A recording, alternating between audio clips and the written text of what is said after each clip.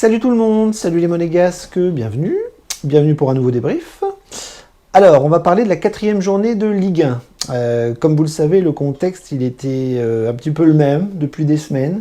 On enchaîne la Ligue des Champions, la Ligue 1, la Ligue des Champions, la Ligue 1. Un calendrier de fou qui finalement ne nous a pas trop réussi. On a vu que mercredi, on a fait un très bon match, mais que on a été éliminé de la Ligue des Champions et donc on jouera la Ligue Europa. Et difficilement, il fallait enchaîner. En plus, on avait vu que les Monégasques avaient des petits problèmes d'avion. Alors je ne sais même pas s'ils se sont entraînés, je ne sais même pas s'ils ont eu le temps de récupérer correctement. Et il fallait enchaîner à une horaire bien merdique, le dimanche à 13h à 3. Un déplacement. Enfin bref, on avait quand même pas mal d'indicateurs qui étaient un petit peu stressants parce que tout le monde le sait que enchaîner un gros match de Ligue des Champions et un petit match de Ligue 1 derrière, c'est toujours très compliqué. On va voir que ça l'a été. On va revenir un petit peu sur le match, mais ça a été un match très compliqué. Et heureusement, on a fait le travail, le strict minimum, j'ai envie de dire, en ramenant les 3 points. Alors le contexte était donc bien compliqué avec tout ça, mais on avait aussi un effectif un petit peu amoindri parce qu'on avait perdu du monde mercredi. On avait des absents comme Sidibé, on avait Voland qui était blessé, donc des cadres, des titulaires de l'équipe. Et on avait vu au coup d'envoi que Pavlovic était en tribune et on n'avait pas non plus le retour de Diatta. Et donc on avait quelques absents ici et là et des suspensions avec Golovin. Donc un bon paquet de joueurs titulaires absents. Et donc on savait que ça allait faire tourner. Et Kovac, à midi, a sorti l'équipe avec, bizarrement, un petit changement de tactique, avec une sorte de 4-2-3-1, avec Lucas, Tchouaméni et Fofana ensemble. Et derrière, on va voir qu'il avait fait tourner avec Noubel dans les buts, Aguilar qui était titulaire, forcément en l'absence de Sidibé. On aurait pu voir Matsima, mais on a vu Aguilar. On va voir qu'on l'a bien vu. Et à gauche, Caio Henrique, Maripane, Badiachil, les 3 milieux que je vous ai dit, Diop, Gelson et Ben Yedder. Donc voilà, on savait que Ben Yedder serait un petit peu isolé devant, mais on avait un milieu de terrain un peu plus compact, un petit peu plus costaud, on va dire, avec la titularisation des trois milieux.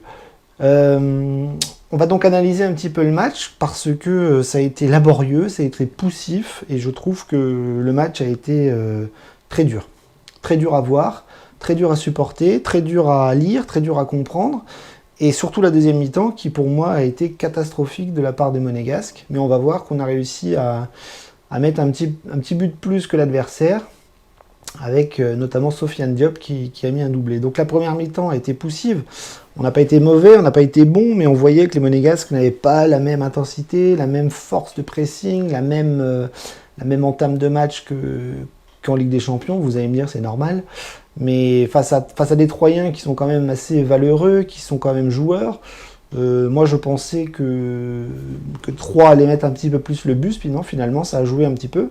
Mais beaucoup de difficultés à trouver Ben Yedder, beaucoup de difficultés de solidité défensive. Milieu de terrain, ça a fait quand même pas mal le boulot en première mi-temps, mais on a vu que ça a été poussif. Et on a réussi à mettre un but.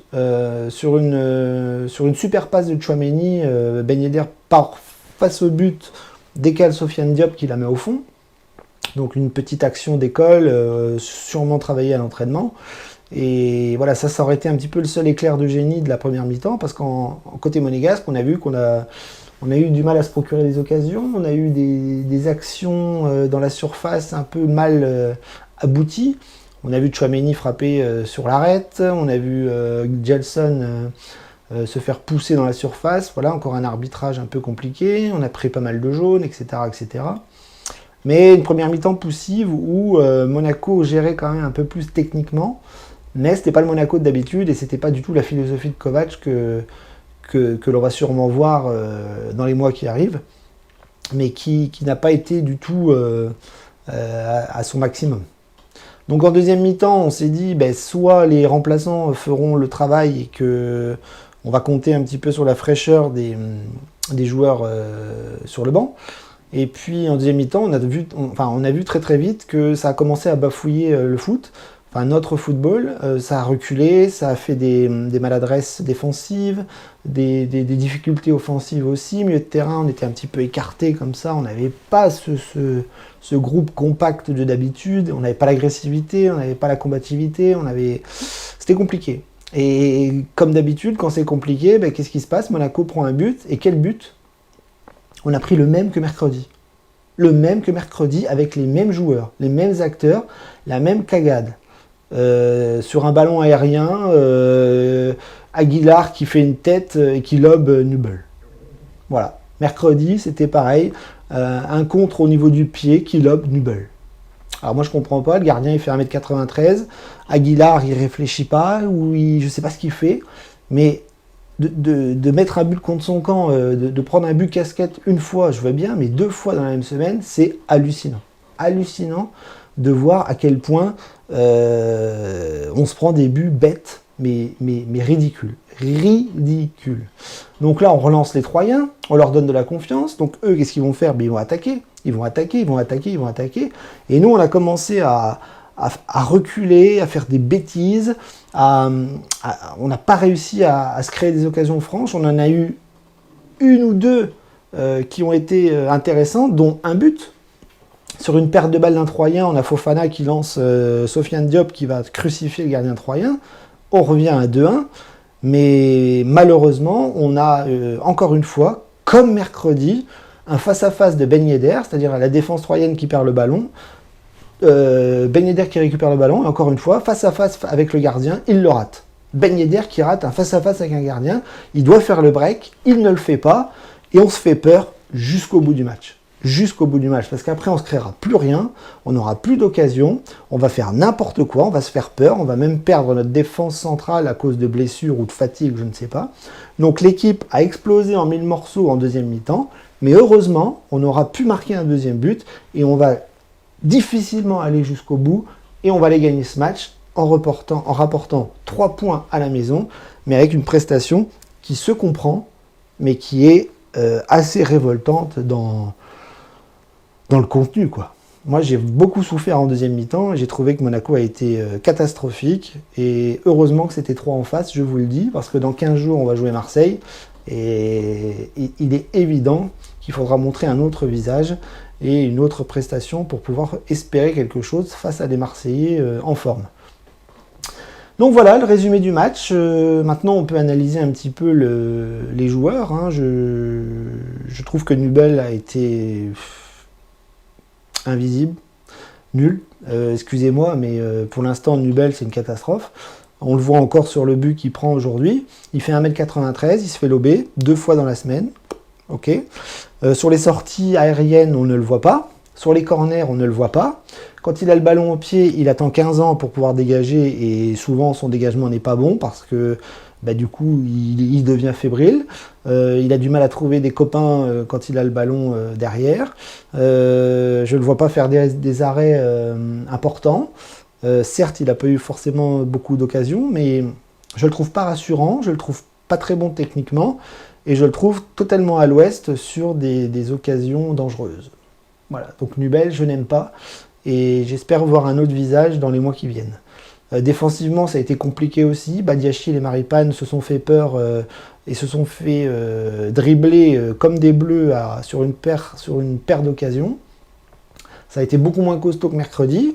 Ça peut se comprendre, mais face à des Troyens qui sont quand même pas des flèches, je trouve que notre défense a été fébrile, a été poussive et s'est fait très peur sur pas mal d'offensives troyennes. Donc Badiachil, Maripane, je n'ai pas aimé leur match. Aguilar, catastrophique. Alors lui, on l'a complètement perdu, le garçon. C'est fini. Heureusement que Sidibé, lui, est revenu à son prime. Mais Aguilar est mauvais, nul, à côté de la plaque, perdu. Et beaucoup d'erreurs dans cette défense qui sûrement ne lui convient pas.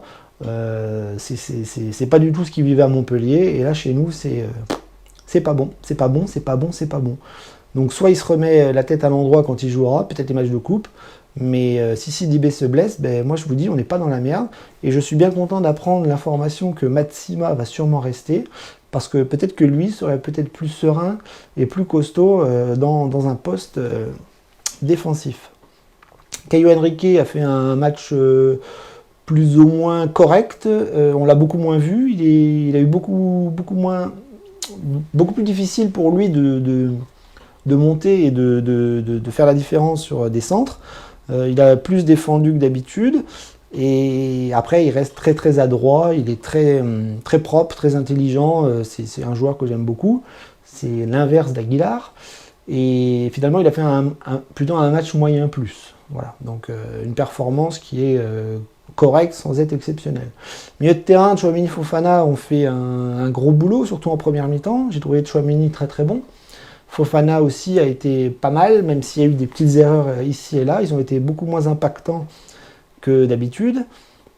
Mais Tchouaméni a fait une bonne première mi-temps et je pense que le milieu de terrain a été plus ou moins tenu grâce à eux en 90 minutes, même s'il y a eu pas mal de déchets sur cette zone-là du terrain. On a eu après Jean Lucas qui lui a beaucoup d'activités mais qui a eu aussi pas mal de maladresse, qui a perdu pas mal de ballons. Là il était un petit peu plus intéressant dans un poste un peu plus axial contrairement à mercredi, c'est pas un ailier Lucas.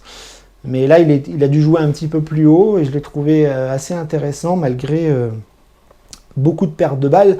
Mais ça a été un petit peu collectivement que le déchet technique s'est fait ressentir. Donc voilà, à revoir évidemment. Gelson Martins, lui, a eu beaucoup d'activités. On a essayé beaucoup de le chercher sur le côté droit, beaucoup de maladresse aussi. Alors lui, c'est toujours pareil. C'est-à-dire qu'il a un manque d'intelligence ou de lucidité dans le dernier geste. C'est hallucinant. En première mi-temps, il reçoit un ballon sur une tête de Badiachil. Il est face au but. Et il n'a même pas le réflexe d'essayer de mettre la tête ou de cadrer le ballon. Il la fout au-dessus. Et ça, c'est Gelson Martins. C'est-à-dire, dans le dernier geste, vous avez sur 10 ballons, il va en rater 8. Voilà. Sur 10 ballons, il va en rater 8. Dans le dernier geste, c'est catastrophique. Mais il apporte quand même autre chose. Beaucoup d'activité et beaucoup de vitesse sur le côté droit. Et ça déstabilise beaucoup les défenses. Et finalement, c'est ça qu'on lui demande. Mais régler la mire, il a vraiment beaucoup de mal. Il s'est fait faucher 2 fois dans la surface, il n'y a pas eu de pénalty. Et malheureusement, voilà, les arbitres ont du mal avec nous en ce moment. Ben Yedder et Diop, Ben Yedder a fait plutôt une bonne première mi-temps. Il a eu un poste assez ingrat en étant un petit peu esselé devant. Il a amené le premier but, il a essayé de décrocher beaucoup, de récupérer des ballons, mais en deuxième mi-temps, il était complètement cramé, bouilli, fatigué, explosé, cuit de chez cuit, un petit peu comme Voland, hein, mais comme Voland n'était pas là, on a vu que Kovac a laissé Ben Yedder sur le terrain, mais il était cuit, donc on l'a beaucoup moins vu, et son face-à-face face au gardien, c'est assez honteux de le rater. Mercredi, c'était honteux, c'est de piquer. Et là, cet après-midi, à 3, il doit marquer le but, je suis désolé. Diop, bien, bonne activité. Première mi-temps, un petit peu invisible. Et puis, petit à petit, il a commencé à se mettre dedans. Deuxième mi-temps, il a été de l'avant. Et il a marqué 2 buts. Donc pour moi, il est quasiment homme du match avec peut-être Tchouaméni, voilà, dont le travail de l'ombre a été intéressant. Mais globalement, ça a été un petit peu ça. Voilà, Diop est monté en puissance. Et Ben Yedder, lui, est un petit peu tombé. Au niveau des remplaçants, on a vu on a vu un peu tout le monde. Hein. On a vu Jacobs, les 2 défenseurs centraux, Dissassi, Matsima, Isidore qui est rentré. Isidore qui a eu aussi un petit peu de mal à se créer des occasions franches. Boidou, on ne le voit pas. On ne le voit plus.